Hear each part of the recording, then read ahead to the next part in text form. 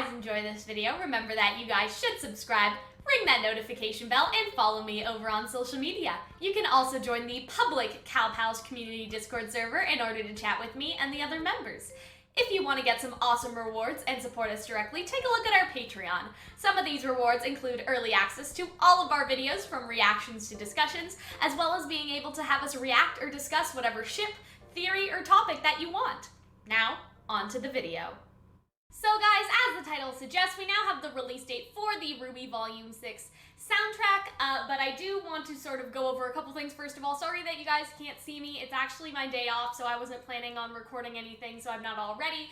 But I just wanted to sort of go over what tracks we already know are going to be in the soundtrack. So obviously the full version of Rising, Lionized, which if you guys don't remember is from the Adam character short, Indomitable, which is the one that plays when RWBY is doing like the eye thing, basically, if that makes sense. Like we only got like a teensy weensy bit of it, I think. One thing is Neo's song, Nevermore, is what plays in the credits, so we actually have the full version of that already, similar to how This Time was in the credits for Volume 5, and we got the full thing of that. This Time is the one where Blake and then apparently Gira and Sun, they're also singing with her, quote unquote, whereas this one it's obviously like Blake and Yang singing, or it's supposed to be. It is a female duet, right? Miracle is obviously, I think Miracle is actually from episode 1. It's like, the miracle is all we need and there isn't one in sight, or whatever. Big Metal Shoe is the one where they're fighting Cordovan, and then Forever Fall is the one that plays when John sees Pyrrha's statue. As for what other songs are going to be on the soundtrack, like Hunter and I think we did like a theory video last time about sort of like what songs we thought would be. We know for sure there are going to be a couple acoustics, like acoustic versions of previous songs, or like a slower version, right? They usually are slower. So on the Volume 2 soundtrack, for example, I think they do This Will Be the Day, but a nice sort of slow acoustic version, and so we'll probably be getting that again. For Volume 5, they actually did Gold as the acoustic, and then they did sort of an Armed and Ready remix type thing, and so we can probably expect a remix, and we can probably also expect an acoustic. As for anything else, I would say that my best guess for another song is probably going to be one that is sort of showing off Salem and Ozpin's love story. Like, I guess that a song like that would play during that episode, but the thing is that episode was so packed with like dialogue and sort of all these other things going on that a song may be distracting, like a lyrical song may be distracting compared to all the stuff that we sort of saw. And so I understand why that, even if there is an Ozpin and Salem song, it didn't necessarily make it into the episode. So that would personally be my best guess as to other tracks that we could get on the soundtrack. For anything else, to be honest, I'm not really sure. I can't really pinpoint like whose character, except for Maria, right? Like I think a song about Maria would make sense because she is a new character, and she does have all of this backstory revealed and sort of this, you know, little thing going on in Volume 6, right? I think in terms of, it's better to sort of do this process of elimination, like who doesn't need another song? Weiss probably won't get one. Yang and Blake probably won't get another one just because, you know, their arc is sort of finished. RWBY, I think Indomitable is going to be about, you know, her feelings and like her mom, because obviously, you know, this happens during the scene where you see Summer Rose and all that stuff.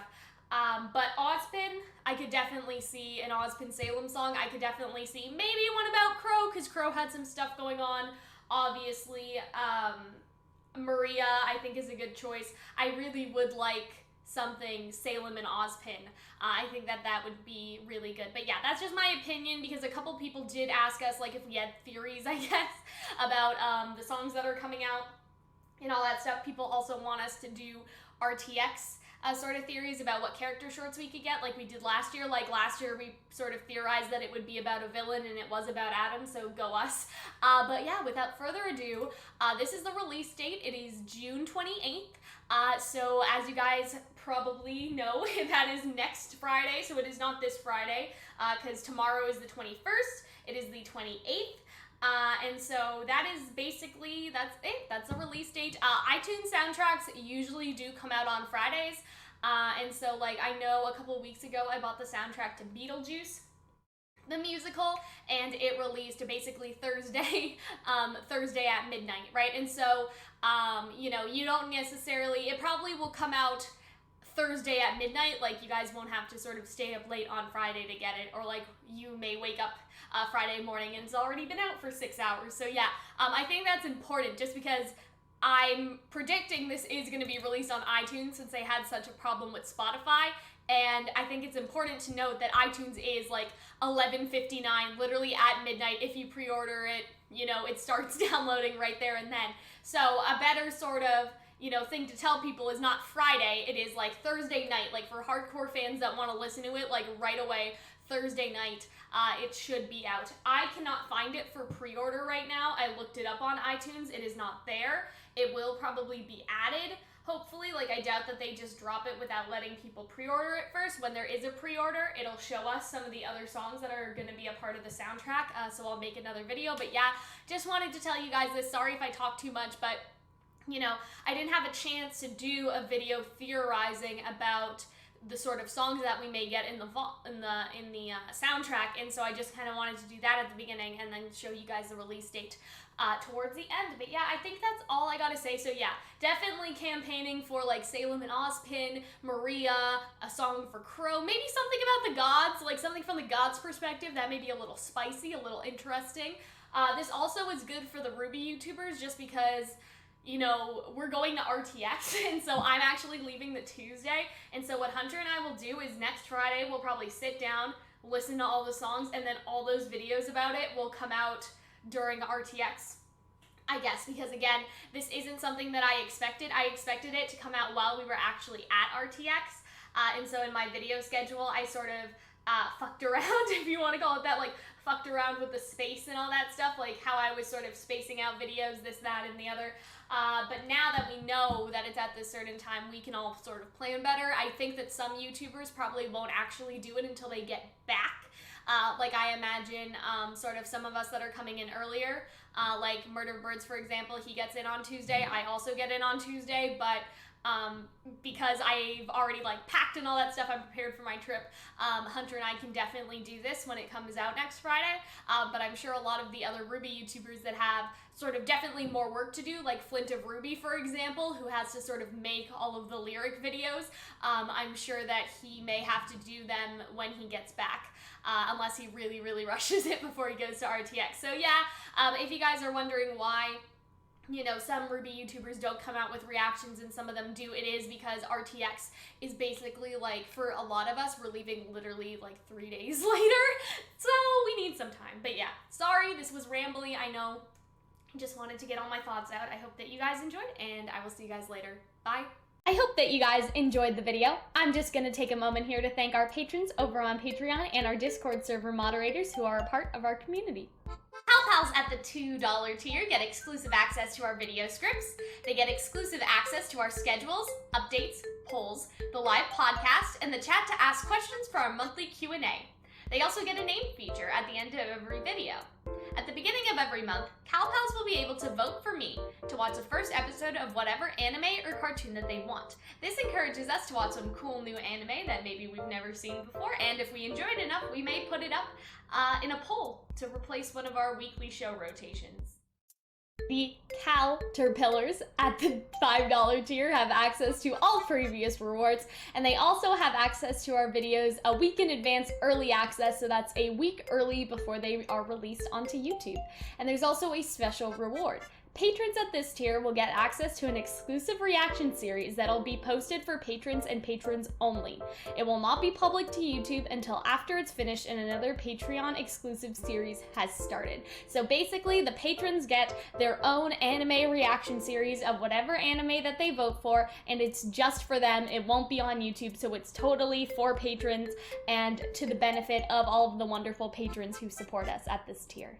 The Calxiyn have access to all previous rewards, exclusive access to our videos as soon as they're ready, and so in the past this has been, say, 14 days, so 2 weeks in advance, sometimes 30 days in advance, so like a month early. Sometimes they've been 60 days in advance. So imagine getting to watch the videos on our channel basically 2 months before anyone else, because it does happen depending on how much Hunter and I pre-record in advance. They also have the ability to invite one of their friends into the Discord server without them needing to pledge on Patreon. So if you have a friend that loves the cartoons that we react to, or the anime we react to, or the video games, cartoons, and anime we do discussion videos on, you can bring them as a part of our community without them having to need to pledge.